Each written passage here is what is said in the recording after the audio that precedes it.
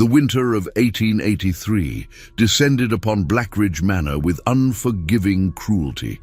Snow blanketed the sprawling estate nestled in the remote countryside of Massachusetts, where the Blackridge family had established their American dynasty after emigrating from Britain 3 decades prior.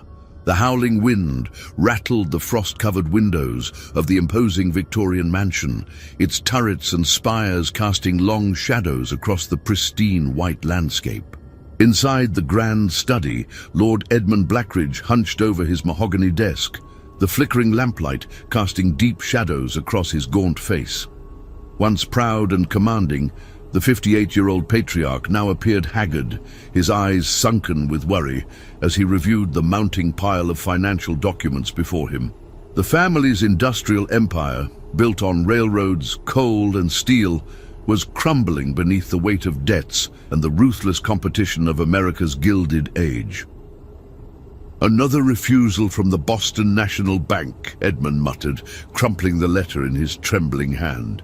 He glanced at the portrait of his ancestors hanging above the crackling fireplace, stern faces that seemed to judge his failures with cold, painted eyes. A soft knock at the door interrupted his brooding. "Enter," he commanded, straightening his posture and adjusting his cravat. Eleanor Blackridge glided into the room, her midnight blue dress rustling softly against the Persian carpet. At 45, she remained a striking woman, though worry had etched fine lines around her eyes and mouth. Behind her trailed their youngest son, William, a bright-eyed boy of 8 with golden curls and a curious disposition. "Edmund, you've been locked away for hours," Eleanor said, her British accent still pronounced despite years in America. "The Harrington dinner begins at 8, and you've yet to dress." Edmund waved dismissively. "Send my regrets. There are more pressing matters than socializing with those vultures." "Father," William piped up, approaching the desk with childlike boldness, "Mother says the Harringtons have the finest collection of mechanical toys in all of New England. Might I see them?" Edmund's expression softened momentarily as he regarded his youngest child, the unexpected blessing born when Eleanor was thought beyond childbearing years. Unlike his older siblings, who had inherited the Blackridge ambition and cunning, William possessed a gentle innocence that both charmed and worried his father. "Another time, perhaps?" Edmund replied, ruffling the boy's hair. "Now go with your mother. I have business to attend to." As Eleanor ushered William from the room, she cast a concerned glance at her husband. "The children sense something is amiss, Edmund. Charles has been asking questions about the mill closures. Let me worry about our affairs." Edmund snapped, then immediately regretted his harshness. "Forgive me, my dear. Please enjoy the evening. I'll join you shortly." After they departed, Edmund unlocked the bottom drawer of his desk and withdrew a crystal decanter of brandy. He poured himself a generous measure, downing it in one burning gulp. The family fortune, built by his father and expanded by his own ruthless business acumen, was weeks away from collapse. The railroad expansion had failed. The new steel mill had been destroyed in a mysterious fire, and their competitors were circling like vultures, ready to devour what remained of the Blackridge empire. Edmund was contemplating a second drink when the grandfather clock in the hall struck 7 with an ominous resonance that seemed to penetrate the very walls. Simultaneously, a knock sounded at the front door, 3 precise raps that echoed through the mansion. From his study window, Edmund peered out, expecting to see a carriage. The driveway, however, was empty, save for the swirling snow. No tracks marred the pristine white blanket that had fallen throughout the afternoon. Moments later, Harrison, the family's longtime butler, appeared at the study door. "A gentleman to see you, sir, a Mr. Thaddeus Mortimer. He claims to have a business proposition of some urgency." Edmund frowned. "I've scheduled no meetings for this evening." "Indeed, sir." "The gentleman insists the matter cannot wait. He mentioned something about a solution to your financial predicament." Edmund's blood ran cold. Few outside the family knew the extent of their troubles. "Show him in," he commanded, straightening his waistcoat. The man who entered the study moved with the fluid grace of a predator. Tall and impossibly thin, Thaddeus Mortimer wore an impeccable black suit that seemed to absorb the lamplight around him. His face was angular, with high cheekbones, and eyes so dark they appeared as bottomless pits beneath his prominent brow. Despite the bitter cold outside, his pale skin bore no flush, and no snow clung to his immaculate attire. "Lord Blackridge," the visitor said, his voice a cultured baritone with an accent Edmund couldn't quite place. "How fortunate to find you at home on such an inclement evening." "You have me at a disadvantage, Mr. Mortimer," Edmund replied, gesturing to a leather chair opposite his desk. "You know my circumstances, yet I know nothing of you or your business." Mortimer's thin lips curved into what might have been a smile. "I represent certain interests that specialize in salvaging troubled enterprises. Your family's situation has come to our attention." "And how precisely did my private affairs become known to you?" "Information is a commodity like any other, Lord Blackridge." Mortimer placed a black leather portfolio on the desk. "My associates and I have taken the liberty of acquiring your outstanding debts from various creditors. We now hold the notes on your properties, mills, and railroad interests." Edmund's face drained of color. "That's impossible. Those debts total over $2 million. $3 million? 462,000 to be precise," Mortimer corrected, opening the portfolio to reveal a stack of documents bearing the Blackridge Company seal. "A considerable sum, but not beyond the means of my principals." "What do you want?" Edmund asked, his voice barely above a whisper. "If you've purchased my debts, you could force me into bankruptcy tomorrow." "Bankruptcy would benefit neither of us," Mortimer replied smoothly. "Instead, I offer a partnership. My associates will clear your debts, provide capital for expansion, and ensure the Blackridge name remains synonymous with power for generations to come." Edmund's eyes narrowed with suspicion. No banker or investor would make such an offer without substantial collateral or interest. "We require something more meaningful than mere financial compensation." Mortimer withdrew a document bound in what appeared to be dark red leather.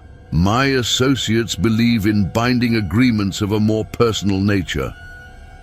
As Mortimer slid the contract across the desk, Edmund noticed the strange texture of the binding. It seemed to pulse slightly in the lamplight, like something alive. "What manner of agreement is this?" Edmund asked, not touching the document. "One that ensures mutual commitment," Mortimer explained. "In exchange for restoring and expanding your fortune, we require a guarantee, the future service of your youngest child." Edmund recoiled. "William, what possible interest could your associates have in an 8-year-old boy? He possesses certain qualities that make him valuable to us," Mortimer said cryptically.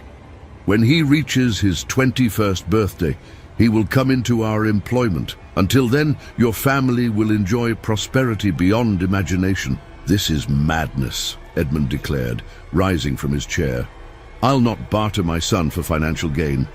I must ask you to leave immediately." Mortimer remained seated, his expression unchanged. "Consider your position, Lord Blackridge. By this time tomorrow, your creditors will demand payment in full. Your mills will close, your workers will starve, and your family name will be dragged through the courts and newspapers. Your older children will lose their positions in society, your wife, her standing. And young William, what future awaits him when his inheritance is nothing but debt and disgrace?" Edmund faltered, sinking back into his chair. Outside, the wind howled with renewed fury, and somewhere in the house, a door slammed with such force that the crystal decanters on the sideboard rattled. "The contract requires a signature," Mortimer continued, producing an unusual pen with a needle-like tip. "Not in ink, but in blood. A symbolic gesture, nothing more." "Blood?" Edmund whispered, horrified. "A tradition among my associates," Mortimer explained smoothly. "It signifies the binding nature of our agreement. 13 years of unprecedented prosperity for your family in exchange for the boy's service thereafter. He will want for nothing, I assure you." Edmund stared at the contract, his mind racing. The thought of sacrificing William was abhorrent, yet the alternative, the complete ruination of the Blackridge legacy, seemed equally unbearable. Perhaps in 13 years he could find a way to nullify the agreement or protect his son.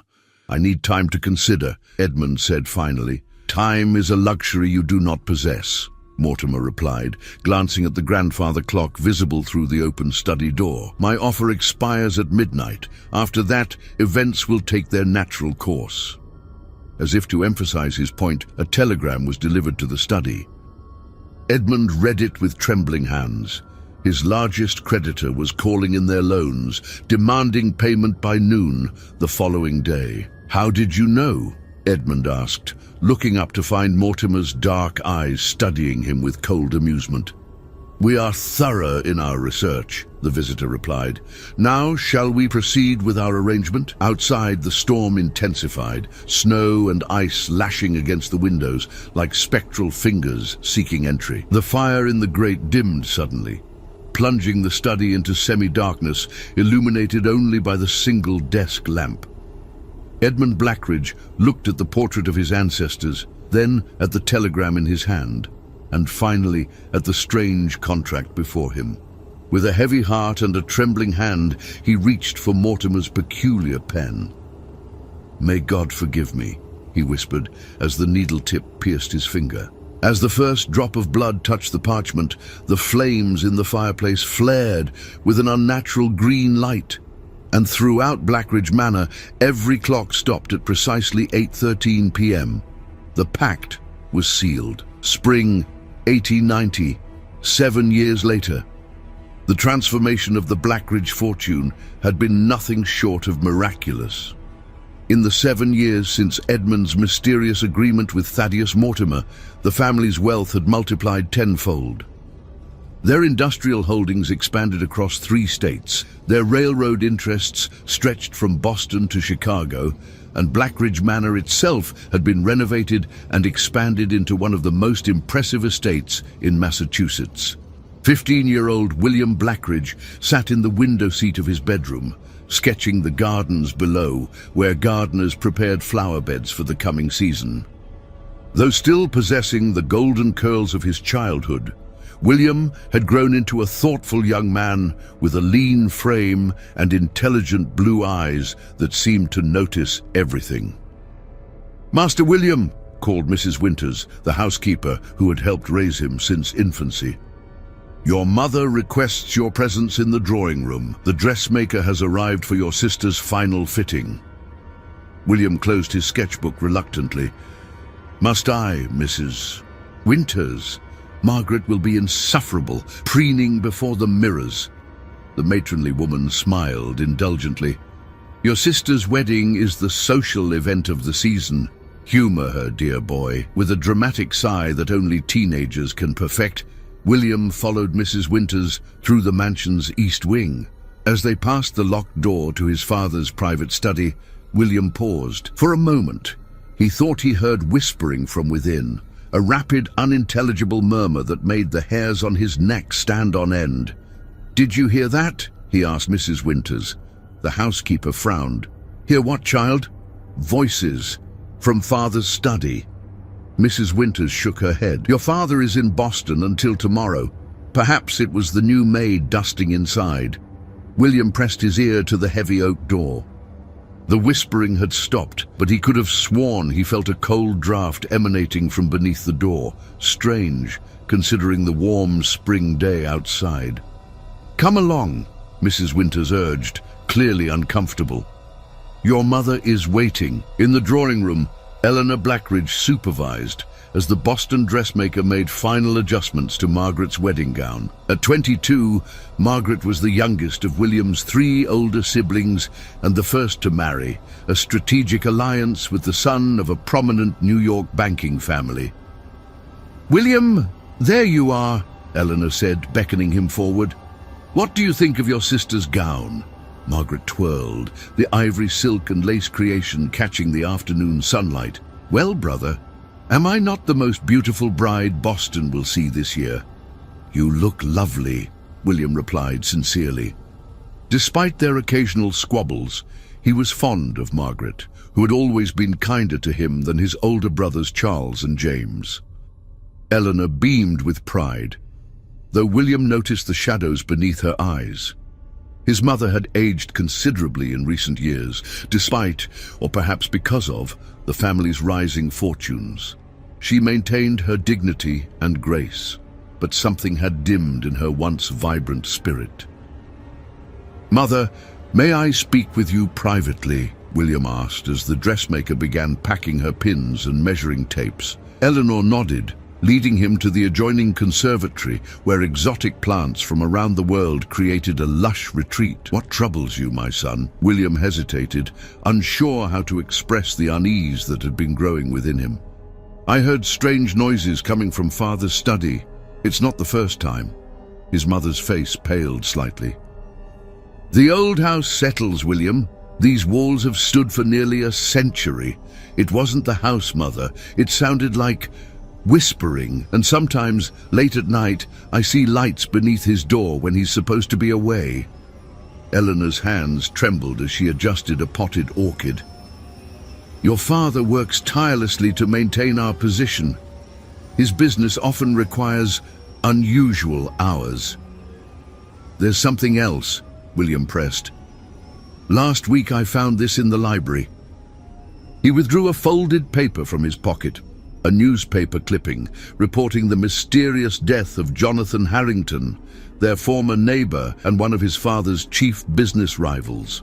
The man had been found in his study, his face frozen in an expression of absolute terror, with no apparent cause of death. "Why would Father keep this?" William asked. Eleanor snatched the clipping from his hand. "You've been snooping in your father's private papers? This is most inappropriate, William." "It wasn't hidden, Mother. It was marking a page in one of the ledgers, and it's not the only one. There are others. Obituaries of men who opposed Father's business ventures, all died under strange circumstances." "Enough!" Eleanor's voice was sharper than William had ever heard it. "Your imagination runs wild with these fantasies. Your father has worked miracles to secure our future, to ensure you and your siblings want for nothing. Is this how you repay his sacrifices? With suspicion and disrespect?" William stepped back, stunned by his mother's vehemence. "I meant no disrespect. You only need to focus on your studies," Eleanor interrupted, composing herself with visible effort. "Your father has arranged for you to attend Harvard next year, following your brothers. It's a great honor." Before William could respond, a commotion erupted from the main hall, raised voices, hurried footsteps, and the sound of the front door being thrown open. Moments later, Edmund Blackridge burst into the conservatory, his traveling clothes disheveled and his face ashen. "Edmund!" Eleanor exclaimed. "You weren't expected until tomorrow." Lord Blackridge barely acknowledged his wife, his wild-eyed gaze fixing on William. "You're here. Good. You're safe." "Father?" William asked, alarmed by his father's unusual behavior. "What's happened?" Edmund gripped his son's shoulders with trembling hands. Nothing has happened, but you must promise me something, William. Promise you won't leave the estate grounds without an escort, not for any reason. But why? Promise me." Edmund's fingers dug painfully into William's shoulders. "I promise," William replied, bewildered. Eleanor approached her husband cautiously. "Edmund, you're frightening the boy. What's happened in Boston?" Lord Blackridge released William and ran a hand through his silver-streaked hair. "A minor setback with the new factory. Nothing to concern yourselves with." He forced a smile that didn't reach his eyes. "I apologize for my dramatic entrance. The journey was taxing." As his parents exchanged meaningful glances, William noticed something unusual about his father's appearance, a small dark stain on the cuff of his white shirt. It looked remarkably like blood. "If you'll excuse me," Edmund said, straightening his waistcoat, "I have urgent correspondence to attend to." "William, Remember your promise." After his father departed, William turned to his mother. "Something's wrong. I've never seen him like this." Eleanor's face was a careful mask. "Your father bears many burdens we cannot understand. Now please inform your sister I'll rejoin her shortly." Reluctantly, William left the conservatory, but instead of returning to the drawing room, he followed his father at a discreet distance. Edmund moved with purpose through the mansion's corridors, finally entering his private study and locking the door behind him. William hesitated in the hallway, then pressed his ear against the door once more. This time, he distinctly heard his father's voice, though he seemed to be speaking to someone else. "It wasn't part of our agreement," Edmund was saying, his voice strained. "The boy remains under my protection until his 21st birthday. Those were the terms." A pause followed, as if someone was responding, though William heard no other voice. "I've upheld my end of the bargain," Edmund continued. "The sacrifices you demanded, I've made them all, but William is not to be touched before the appointed time. If you break faith with me on this, I'll find a way to destroy the contract, whatever the cost." Another silence, longer this time. "Very well," Edmund finally said, his tone defeated. "I understand. But remember, 6 more years, not a day sooner." Footsteps approached the door, and William barely had time to duck into an adjacent room before his father emerged from the study. Through the crack in the door, William observed his father's face, haggard, haunted, and somehow older than it had been mere hours before. Once Edmund disappeared down the corridor, William slipped from his hiding place and approached the study door. To his surprise, it was unlocked. Heart-pounding, he entered the forbidden sanctuary of his father's private domain. The study appeared normal at first glance. Bookshelves lined with leather-bound volumes, a massive desk covered with papers, and tall windows overlooking the estate's western grounds. But as William moved deeper into the room, he noticed peculiarities. Strange symbols had been carved into the underside of the desk. The carpet beneath it had been cut away, revealing floorboards inscribed with similar markings. William knelt to examine the symbols more closely. They resembled no language he had ever studied, yet something about them seemed vaguely familiar, as if he had seen them in a half-forgotten dream. A leather-bound book on his father's desk caught his attention. Unlike the other volumes in the study, this one bore no title on its spine. William opened it carefully, revealing pages filled with his father's meticulous handwriting, dates, names, and detailed accounts of business transactions. But interspersed among the mundane entries were disturbing notations. April 17th, 1887, H. Sullivan opposed the railway extension. Visited by M. tonight. Sullivan found dead by morning. Heart failure, according to the coroner. The railway proceeds. September 3rd, 1888. Competitor's mill mysteriously burned. No survivors. Our production doubled to meet demand. The price was steep. M required the sacrifice of innocence. God forgive me. December 25th, 1889. Christmas dinner with the family. William growing too curious. M warns that he senses the boy's awareness. Must be more careful.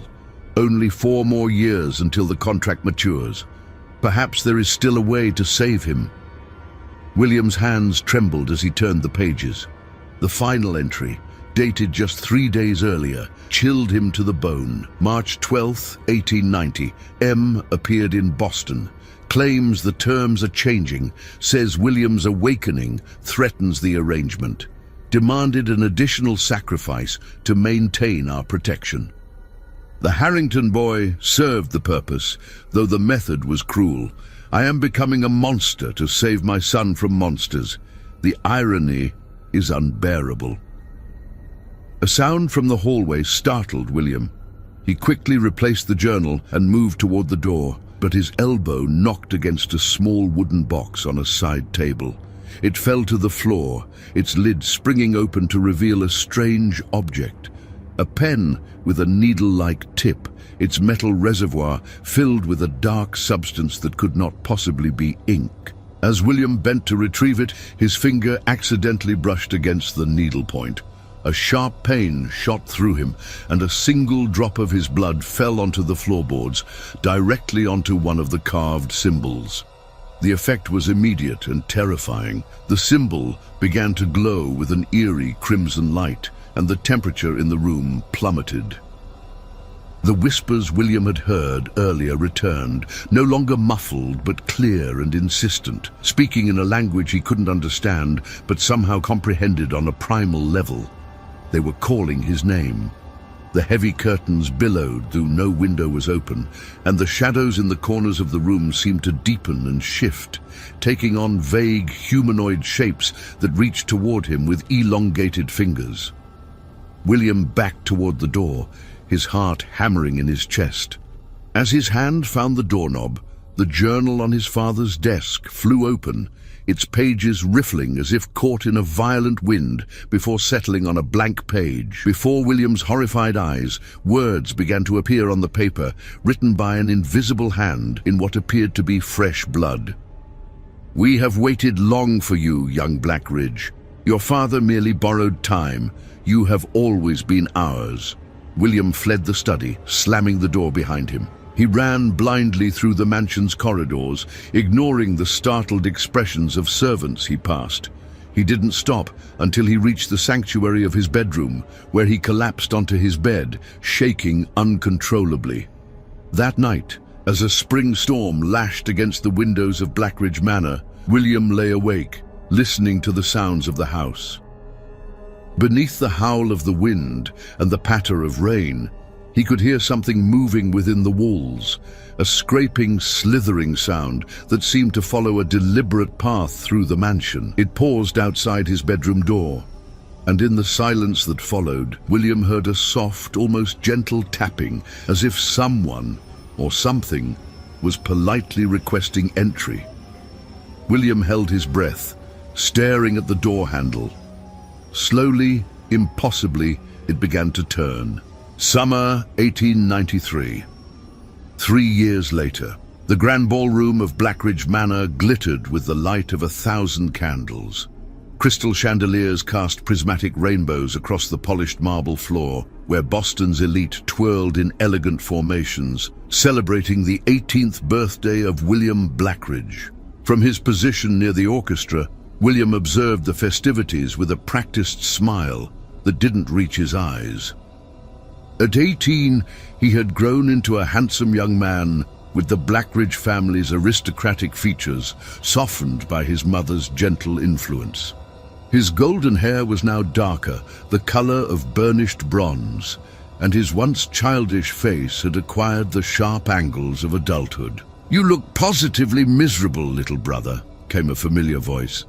Margaret Blackridge Thornton approached, resplendent in emerald silk that complemented her auburn hair. Now married for 3 years to the banking heir Richard Thornton, she carried herself with the confidence of a woman secure in her social position. "I'm merely overwhelmed by the spectacle father has arranged," William replied, accepting a glass of champagne from a passing servant. "Half of New England seems to be here," Margaret laughed, the sound tinkling like the crystal in their hands. "Father spares no expense when it comes to you. You've always been his favorite." William's smile faltered. "Not his favorite, Margaret, his investment." His sister's expression grew serious. "You still harbor those childish suspicions. William, you must abandon these fantasies. They do you no credit." "Fantasies?" William's voice lowered to ensure they wouldn't be overheard. "You know as well as I do that our family's fortune appeared mysteriously after years of financial struggle. You remember the winter of '83. "I remember a difficult time, followed by Father's brilliant business decisions," Margaret countered. "The Blackridge name has never been more respected." Respected, perhaps, but feared as well. William sipped his champagne. "Have you noticed how our competitors seem to meet with unfortunate accidents? How those who oppose Father's business interests suffer mysterious ailments or sudden deaths?" Margaret's face paled slightly. "You shouldn't speak of such things, especially tonight. Look, Father is watching us." Across the ballroom, Edmund Blackridge stood in conversation with several prominent businessmen, but his gaze was indeed fixed on his youngest child. At 68, Edmund remained an imposing figure, though the years had not been kind. His once robust frame had grown gaunt, his face deeply lined, and his hair completely white. Only his eyes retained their intensity, dark, watchful, and haunted. "He's been watching me for years," William murmured. "Ever since I discovered the journal." "What journal?" Margaret asked, but before William could respond, they were interrupted by the arrival of James, the middle Blackridge son. At 30, James had become Edmund's right hand in the family business, overseeing their manufacturing interests with ruthless efficiency. Unlike Charles, the eldest, who managed their financial affairs from New York, James remained in Boston, seemingly unwilling to stray far from their father's influence. "Margaret, Mother is looking for you," James said curtly. "Something about introducing the Astor girl to your husband." After Margaret departed, James turned to William, his expression stern. "You're upsetting Father with your brooding. This celebration cost a small fortune. The least you could do is pretend to enjoy it." "I never asked for this extravagance," William replied. "A quiet dinner would have sufficed." James snorted, always the modest one. "Tell me, brother, do you practice your humility before the mirror each morning?" William ignored the barb.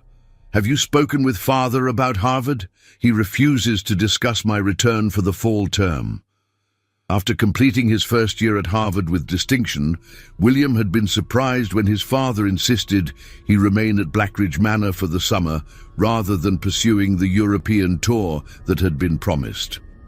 As August approached, Edmund remained evasive about William's return to university.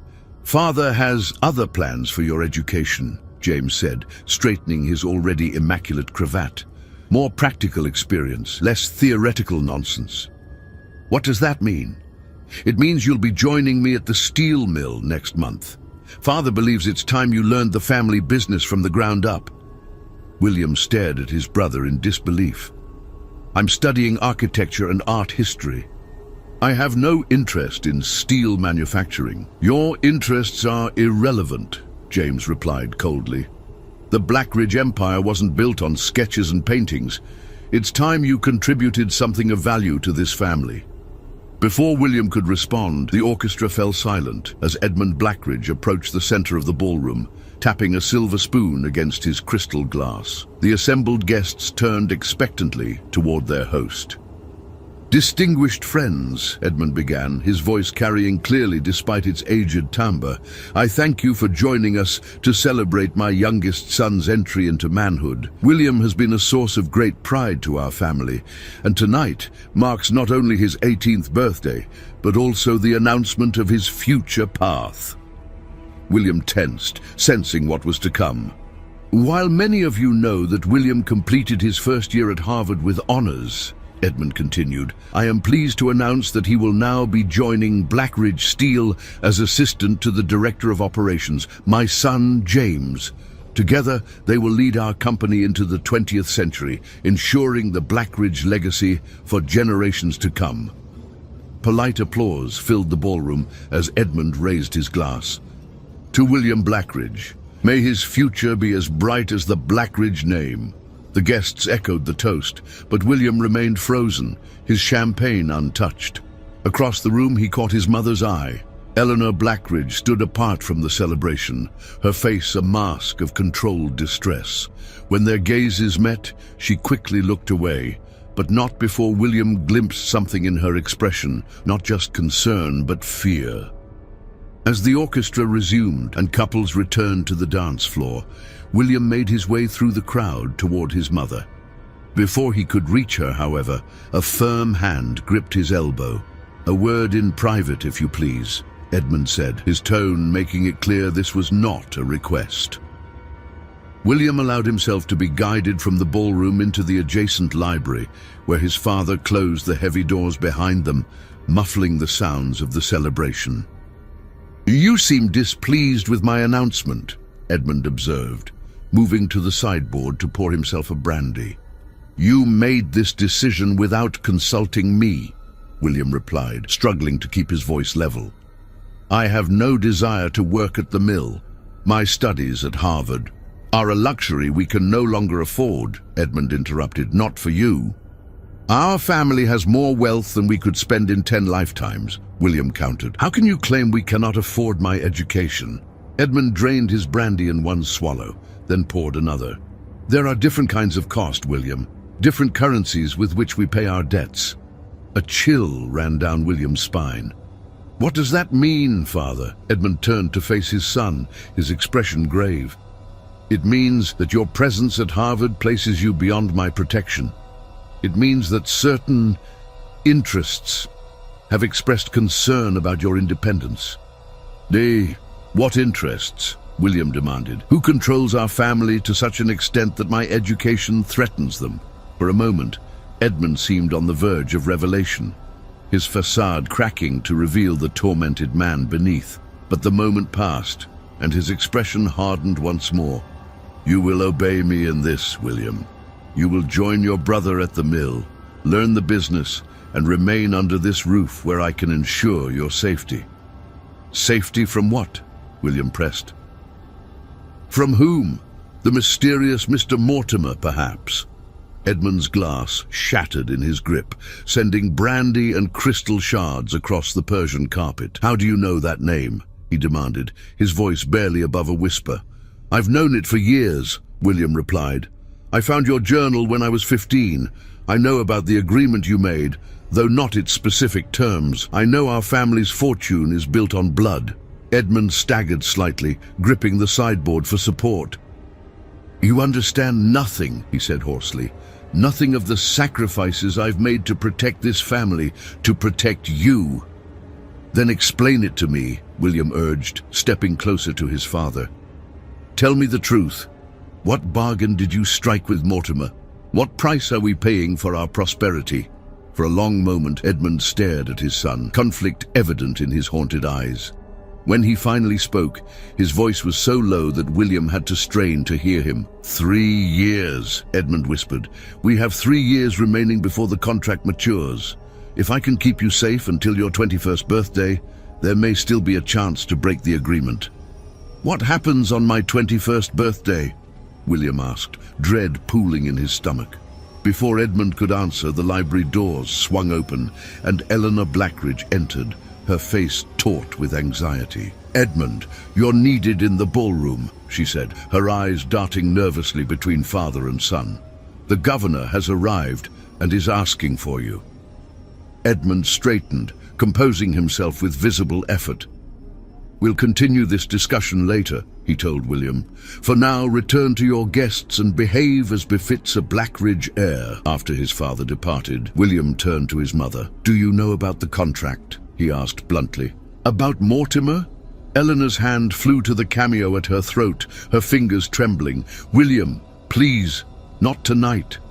When then? 3 years from now, when whatever fate father has arranged for me comes due. I deserve to know the truth, mother. Tears welled in Eleanor's eyes. Your father loves you more than anything in this world. Everything he's done, every decision he's made, has been to protect you. From what? William demanded. From the consequences of his own desperate actions, came a smooth, cultured voice from the shadows of the library. William whirled to face the speaker, while Eleanor gasped in terror. A tall, impossibly thin man in formal evening attire stepped from between the bookshelves, though William was certain no one had been there moments before. His face was angular and pale, his eyes so dark they seemed to absorb the lamplight rather than reflect it. You must be William, the stranger said, his thin lips curving into what might have been a smile. How you've grown since our last encounter. Though you were merely an infant then, of course. Thaddeus Mortimer, William breathed, recognizing the name from his father's journal. You're real. As real as the blood in your veins, young Blackridge, Mortimer replied, his voice like silk sliding over steel. And speaking of blood, yours has been calling to us most insistently these past few years. Eleanor moved protectively toward her son. You have no right to be here. The terms were clear. William remains untouched until his 21st birthday. Mortimer's smile widened, revealing teeth that seemed too sharp, too numerous for a human mouth. I merely came to introduce myself to the boy. After all, we will be intimately acquainted in due time. What do you want with me? William demanded, fighting to keep his voice steady despite the unnatural chill that had descended upon the library. Want? Mortimer tilted his head, the gesture oddly bird-like. It is not a matter of want, but of right. Your father offered you to us in exchange for the salvation of his precious family name, a bargain freely made, sealed in blood. I never consented to any bargain, William countered. Children rarely consent to the decisions of their parents, yet they are bound by them nonetheless. Mortimer moved closer, his movements fluid and unsettling. Your father was quite desperate that winter night. His empire crumbling, his creditors circling. He would have given anything to preserve the Blackridge legacy, and so he did. He gave you. Eleanor stepped between them. That's enough. Leave my son alone. Mortimer regarded her with cold amusement. How fiercely the mother defends her cub. Yet where was this ferocity when your husband signed away the boy's future? Did you not question the source of your sudden prosperity? The convenient deaths of your husband's competitors? The blood price of your diamonds and silks? Mother. William looked at Eleanor, whose face had gone ashen. Did you know? Not at first, she whispered. By the time I discovered the truth, it was too late. The contract was sealed. And what exactly does this contract entail? William asked, turning back to Mortimer. What happens when I turn 21? You join us, Mortimer replied simply. Your essence, your talents, your very being becomes ours to utilize as we see fit. Some might call it servitude, others damnation. The semantics matter little. And if I refuse?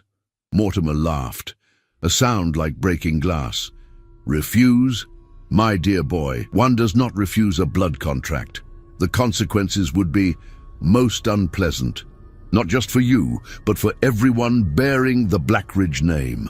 The library doors burst open as Edmund Blackridge rushed in, his face contorted with fury and fear. "Get away from my son!" he shouted, advancing on Mortimer. The visitor turned languidly to face the patriarch. "Lord Blackridge, how rude of you to abandon your guests. What will the governor think?" "Damn the governor," Edmund snarled. "You have no right to approach William before the appointed time. The contract gives us certain liberties when the subject begins to awaken," Mortimer interrupted smoothly. "Your son has been asking questions, Edmund. Dangerous questions. Reading journals not meant for his eyes. Bleeding onto symbols he does not understand." Edmund paled. "You've been in my study?" "I found it by accident," William admitted. "The door was unlocked." "Impossible," Edmund whispered. "I always lock it. Always." "Locks mean little to those who dwell between worlds," Mortimer remarked casually, "just as contracts mean little to those who seek to circumvent them." He fixed Edmund with a penetrating stare. "We know of your research, Blackridge, your consultations with spiritualists and occultists, your desperate search for a loophole. There is always a way to break a contract," Edmund insisted, "even one signed in blood." "Perhaps," Mortimer conceded. "But the price of breaking such a bond is invariably higher than the original bargain." He turned to William. "Remember that, young Blackridge, when your father proposes his solution. Ask yourself, is the alternative truly better than what awaits you with us?" With those words, Mortimer moved toward the library doors. As he passed William, he paused, leaning close to whisper in the young man's ear, "Listen for us in the walls. We are always watching, always waiting." Then he was gone, leaving only a lingering chill and the faint scent of something metallic, like freshly spilled blood. The Blackridge family stood in stunned silence until Eleanor finally spoke.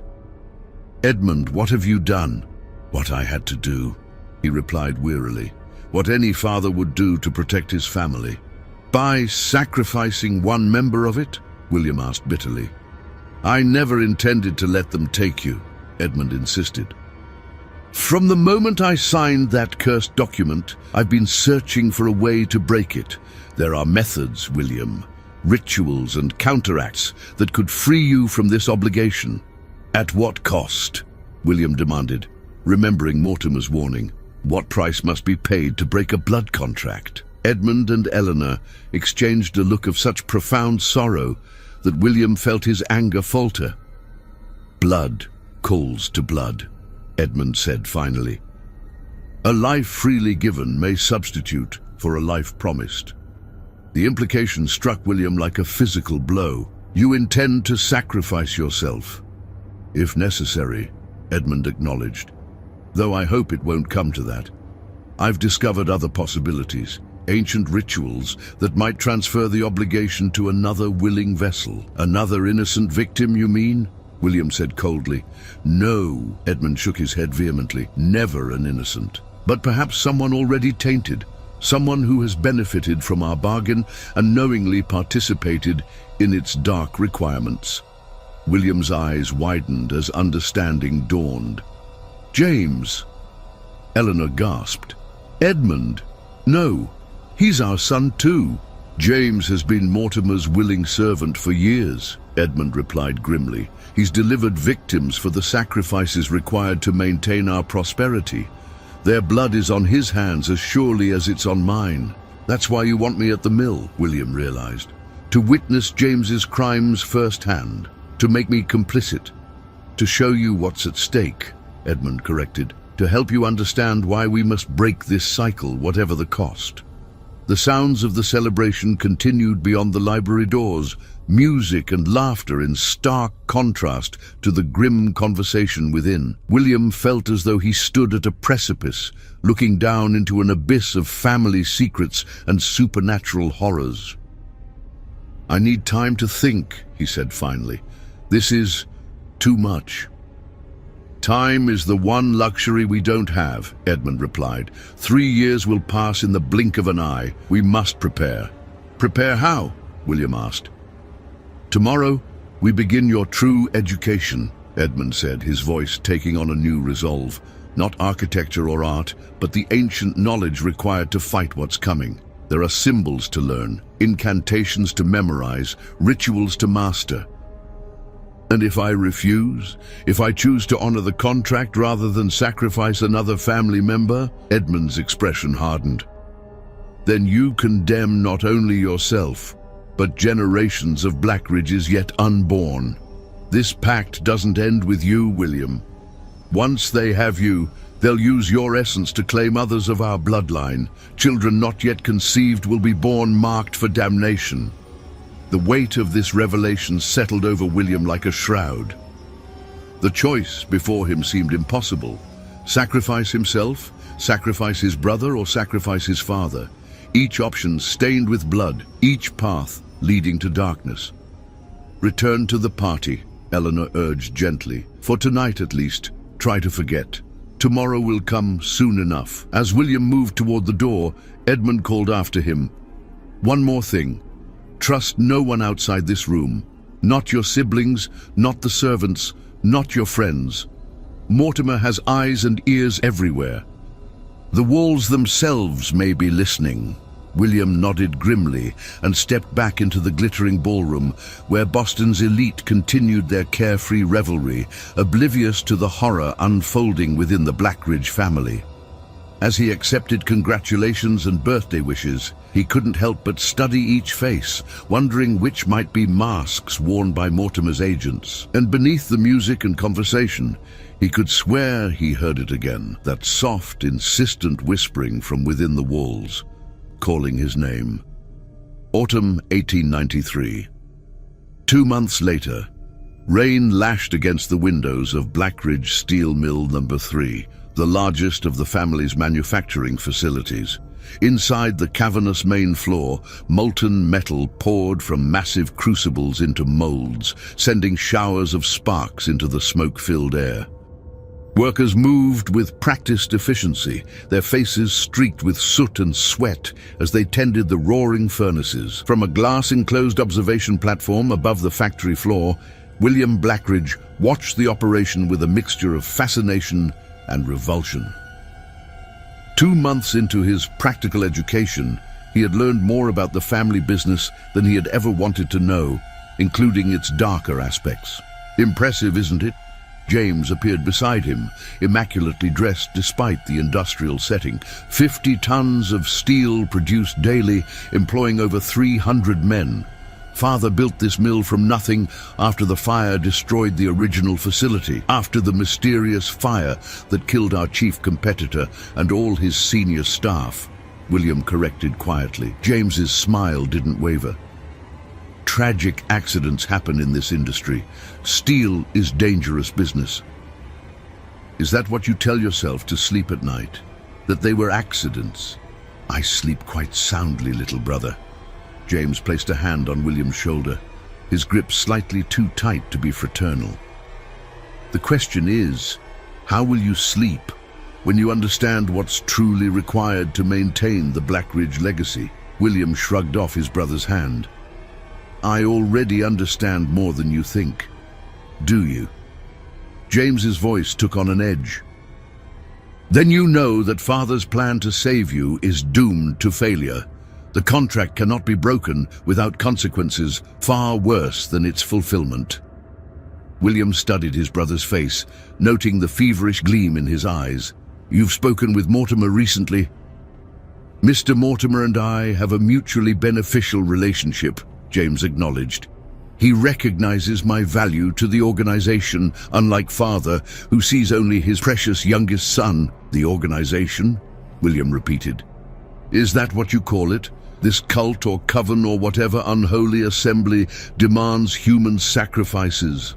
James laughed, the sound echoing unnaturally in the observation room. So dramatic, William. They're not a cult. They're businessmen of a sort. They deal in commodities more valuable than steel or gold. Souls, William said flatly. Potential, James corrected. Human potential, harnessed and directed toward greater purposes than one mortal lifetime could achieve. A chill ran down William's spine as he recognized the rehearsed quality of James's words, as if he were reciting doctrine taught to him by Mortimer. And what greater purpose justifies the deaths I've documented in Father's journals? The competitors who died of mysterious heart failures, the union organizers who disappeared, the children from the factory town who vanished last winter? James's expression darkened. You understand nothing of necessity. Those sacrifices ensured prosperity, not just for our family, but for thousands. Without Blackridge steel, this entire region would collapse into poverty. So you justify murder as economic necessity? William asked incredulously. I justify necessary actions for the greater good, James replied. Something Father understood until he grew sentimental in his old age. Now he schemes to break the contract, to cheat our benefactors of their due payment. Their due payment is me, William reminded him. And you should be honored, James said, his voice taking on a zealous quality that frightened William more than his previous coldness. To serve them is to transcend ordinary human limitations, to become part of something eternal. William took a step back, suddenly seeing his brother clearly. You're not just Mortimer's servant. You're a true believer. I've seen what they offer, James whispered, his eyes gleaming. Power beyond mortal comprehension, knowledge that would drive ordinary men mad, and immortality, William, freedom from death itself. At what cost? William demanded. Your humanity? Your soul? James smiled thinly. Such quaint concepts. When you join them, you'll understand how limited your current perspective is. I have no intention of joining them, William stated firmly. Father will find a way to break the contract. Even if it means sacrificing me, James asked, his voice dangerously soft. Oh yes, I know about his plan. Mortimer has eyes and ears everywhere, including within Father's precious study. Before William could respond, the observation room door opened and Margaret entered, her elegant attire incongruous in the industrial setting. There you are, she said, addressing William while pointedly ignoring James. Mother sent me to fetch you. Father has returned from New York with some important news. James's eyes narrowed. "What news?" "Family matters that don't concern you," Margaret replied coldly. She had distanced herself from James in recent months, though William wasn't sure if she knew the full extent of their brother's involvement with Mortimer. "Everything about this family concerns me," James insisted, "especially Father's futile attempts to circumvent destiny." Margaret linked her arm through William's. "Come, brother." The carriage is waiting. As they descended the metal staircase to the factory floor, William glanced back to see James watching them, his expression unreadable. For a moment, William thought he saw something shift in his brother's face, a flicker of something inhuman beneath the familiar features. Outside, rain continued to pour as they hurried to the waiting carriage. Once inside, Margaret gripped William's hand tightly. "James is lost to us," she whispered. "You know that, don't you?" William nodded grimly. "How much do you know about what's happening?" "Enough," Margaret replied. "Father confided in me after your birthday celebration. I've been helping him research possible ways to break the contract." "And Richard?" William asked, referring to Margaret's husband. "Knows nothing," she said firmly. "I've kept him away from Blackridge Manor as much as possible. The less he's involved, the safer he remains." The carriage rattled through Boston's rain-slicked streets, finally turning onto the private road leading to Blackridge Manor. As they approached, William noticed unusual activity. Several carriages were parked in the circular drive, and lights blazed from windows normally kept dark. "Who else is here?" he asked Margaret. "Father has assembled specialists," she replied carefully. "People with knowledge of the occult and supernatural. Some are charlatans, no doubt, but a few may offer genuine help." Inside the mansion, William and Margaret were directed to the library, which had been transformed since William had last seen it. The furniture had been pushed to the walls, and a large circular table now dominated the center of the room. Around it sat an eclectic group of individuals, an elderly woman in exotic Eastern garb, a gaunt man in clerical attire, a middle-aged woman with piercing eyes and a stern expression, and a young man barely older than William himself, dressed in the simple clothes of a laborer.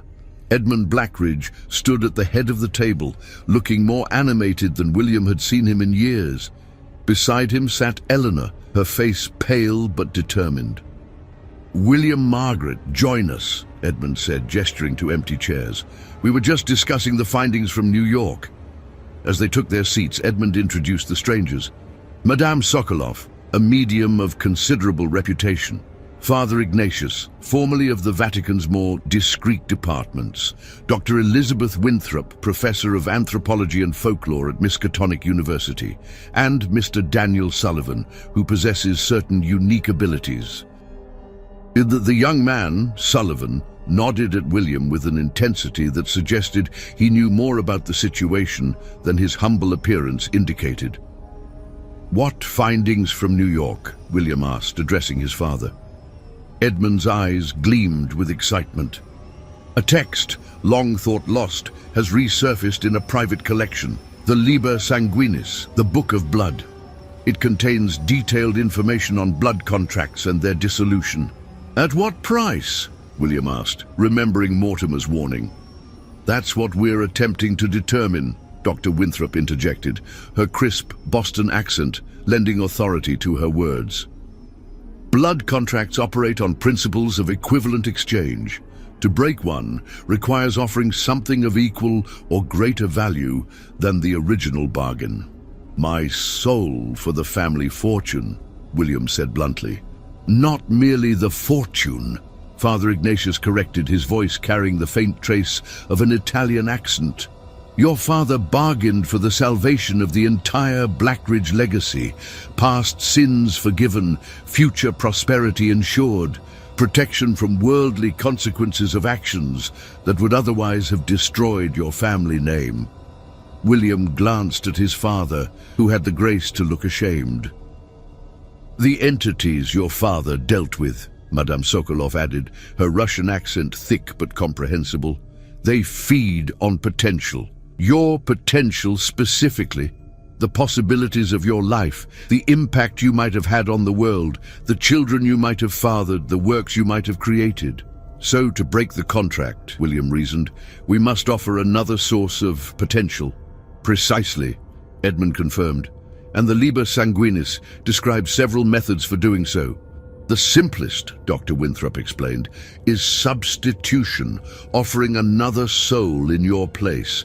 But it must be freely given, not taken by force or deception. Which is why Father considered sacrificing himself, Margaret said softly. Or James, William added, though his soul is hardly freely given at this point. There is another possibility, Daniel Sullivan spoke for the first time, his voice surprisingly cultured for his workman's appearance. Dispersion.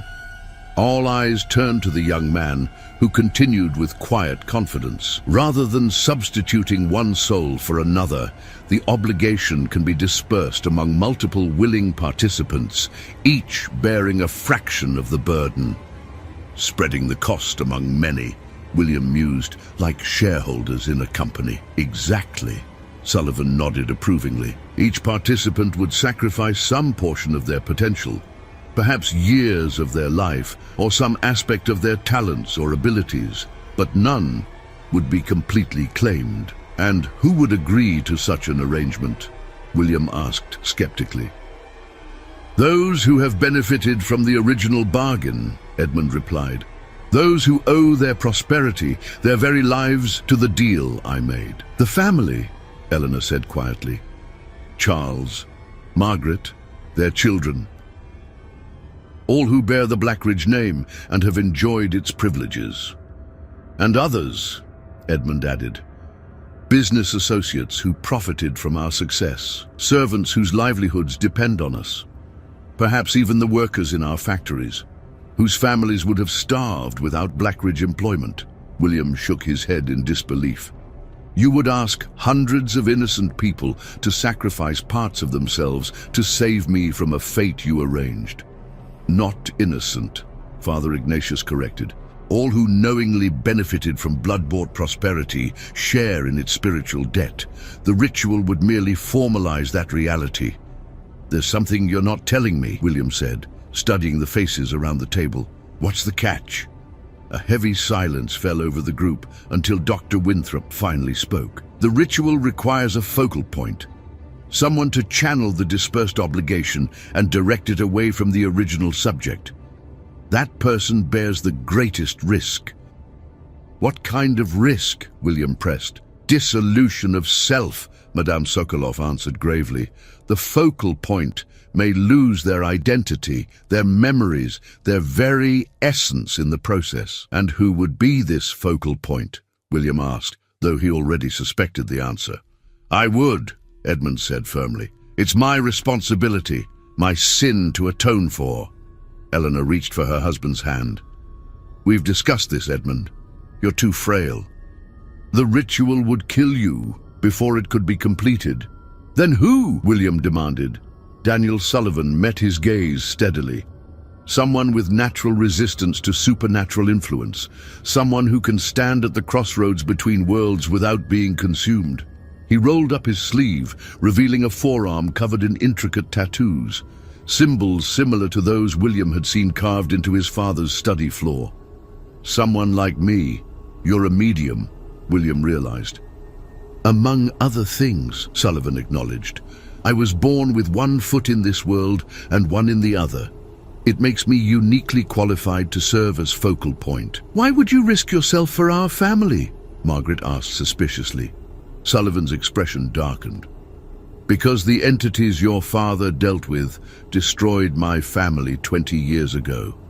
My father worked for Blackridge Coal before the expansion. He was one of the sacrifices required to fulfill the contract's terms. A stunned silence followed this revelation until Edmund spoke. I didn't know, Sullivan. I swear I didn't know who was chosen. Perhaps not specifically, Sullivan conceded, but you knew someone would pay the price. Now I offer you a chance at redemption for both our families. William studied the young man intently. Even if this works, If we disperse the obligation and you channel it away, what happens to the contract itself? Mortimer said it can't simply be destroyed. It must be transformed, Father Ignatius explained, converted from a debt of blood to a covenant of protection. The participants in the ritual wouldn't just be sacrificing portions of their potential, Dr. Winthrop elaborated. They would be redirecting that potential toward a new purpose, creating a barrier against the entities that seek to claim you. A shield of souls, Madame Sokolov added poetically, each contributor becoming a thread in a tapestry of protection. The concept was both beautiful and terrible. Dozens, perhaps hundreds of people willingly giving up pieces of their future to save William from his father's bargain. The moral implications were staggering. When would this ritual take place? William asked finally. It must be performed at the exact midpoint between the signing of the contract and its maturation, Edmund replied, which falls on the winter solstice of this year, December 21st. Less than 3 months from now, Margaret calculated. And if it fails? William pressed. Daniel Sullivan's expression was grim. Then the entities claim not just you, but everyone who participated in the attempt to break the contract. Hundreds of souls instead of one. The risk is too great, William declared, rising from his chair. I won't allow others to sacrifice themselves for me. It's not your decision to make, Edmund countered. Each participant will choose freely, understanding the risks and rewards. And how many will truly understand? William demanded. How many will agree out of loyalty to you or fear of losing their livelihoods if they refuse? This isn't free choice, it's coercion. Before Edmund could respond, the library doors burst open. Harrison, the elderly butler, staggered in, his face ashen and his white gloves stained with blood. My lord, he gasped. It's Master James. He's in the study. Something terrible. William was the first to reach the study, with Edmund and the others close behind. The door stood ajar, a thin trail of blood leading inside. The smell hit them first, copper and sulfur, an unholy combination that made William's stomach lurch. James Blackridge knelt in the center of the room, surrounded by candles arranged in a pattern William recognized from his father's journal. Before him lay the contract, the actual physical document that had sealed their family's fate, its red leather binding pulsing like a living heart. James looked up as they entered, his face transformed by ecstasy and pain. Blood streamed from self-inflicted cuts on his arms, pooling around him to form symbols on the wooden floor. Too late, father, he said, his voice distorted and multi-layered, as if others spoke through him. I've made my own bargain. James, what have you done?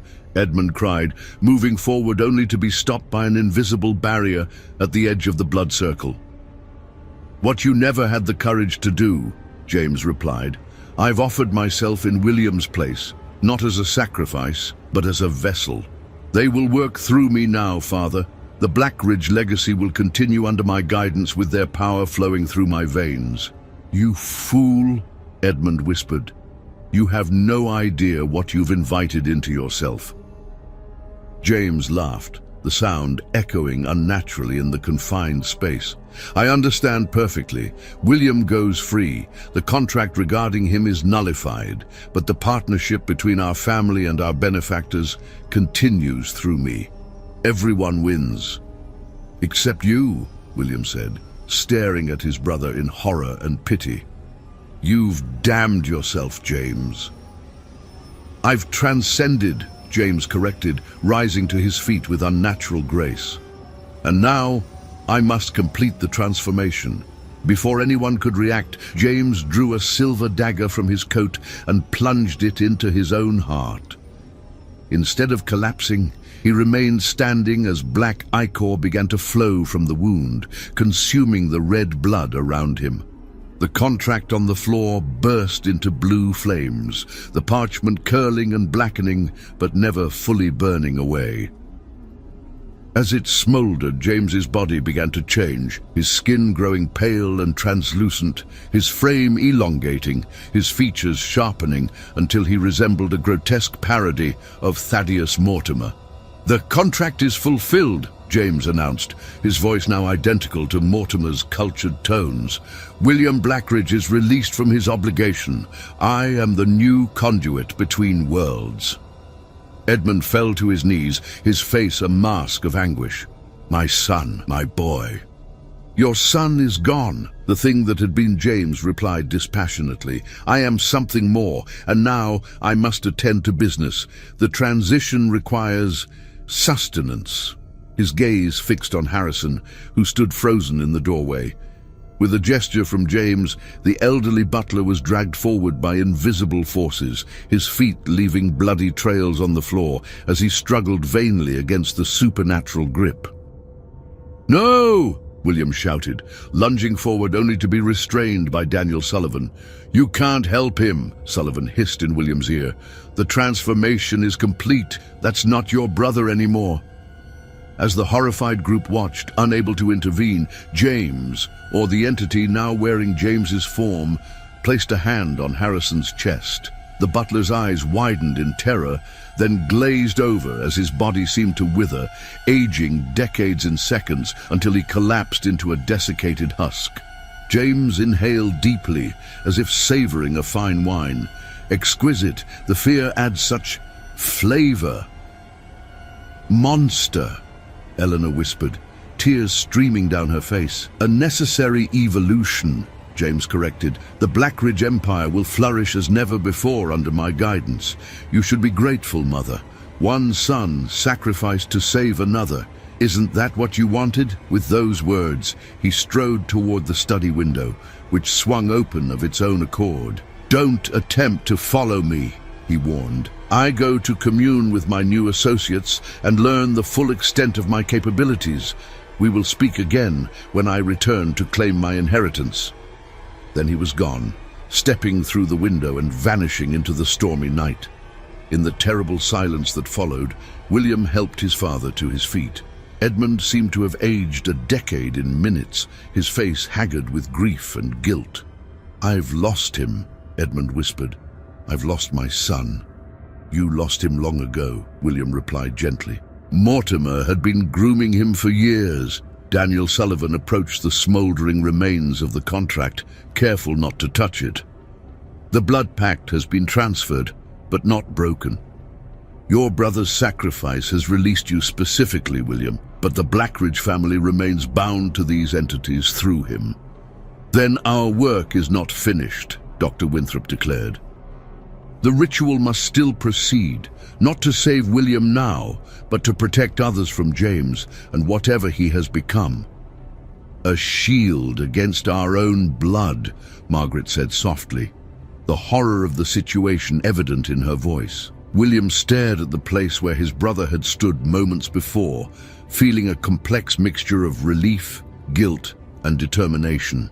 He was free from the contract that had hung over him since infancy, but at a terrible cost.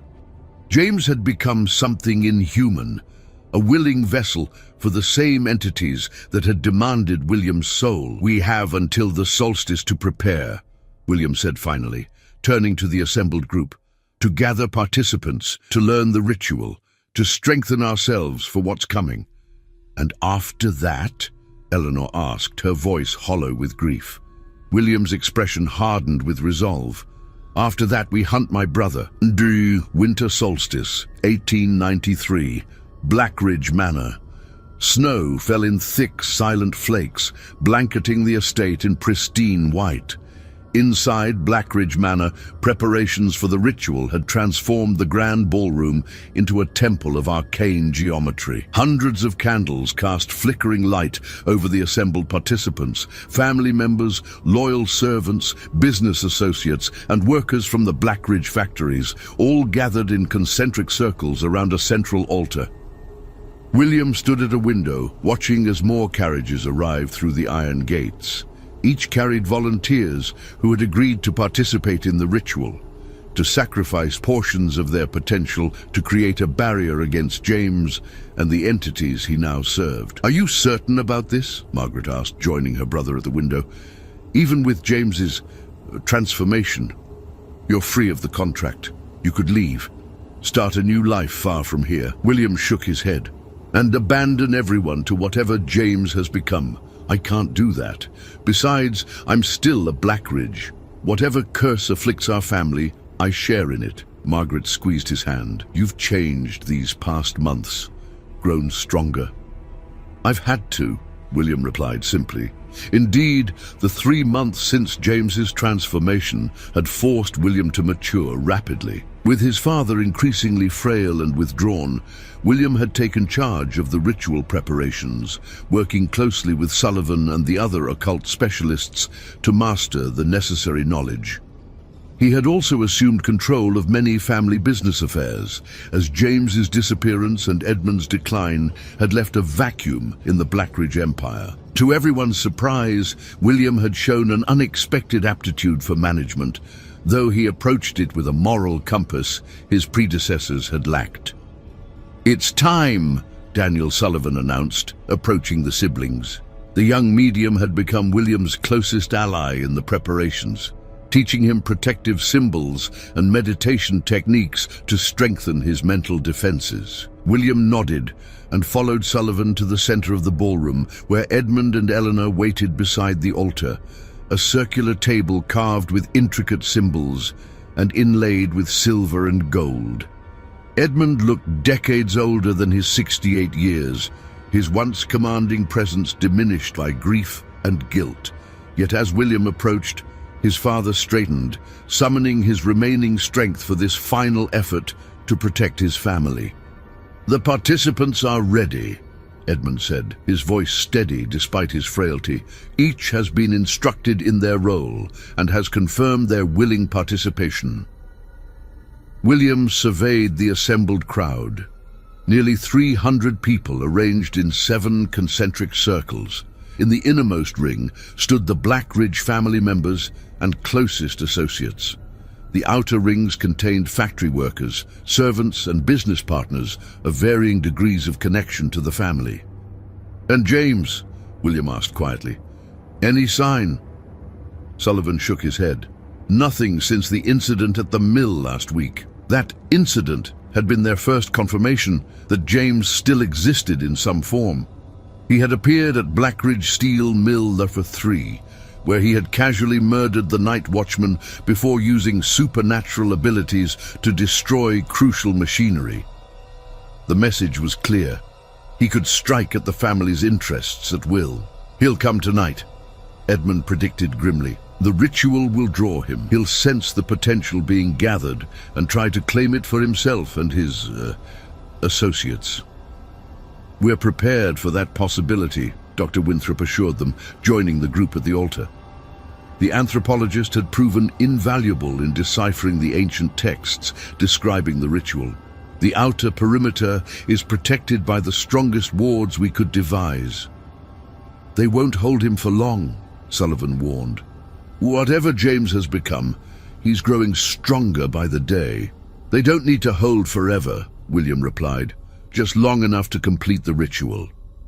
As the clock approached midnight, Father Ignatius called for silence. The assembled participants grew still, their collective anticipation filling the ballroom with palpable tension. "We gather on this longest night," the priest intoned, "to create a shield of souls against the darkness that threatens. Each of you has come willingly, understanding the sacrifice required.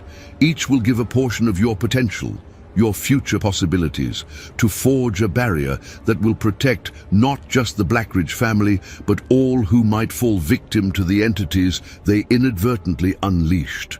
William took his position at the north point of the altar, with Sullivan at the south, Edmund at the east, and Eleanor at the west. Between them lay the remains of the original contract, its charred parchment encased in a silver box. "Begin," Father Ignatius commanded. Sullivan closed his eyes and began to chant in a language older than Latin or Greek. The candles flickered as a wind that shouldn't exist indoors swept through the ballroom. One by one, the participants in the innermost circle began to glow with a soft blue light that seemed to emanate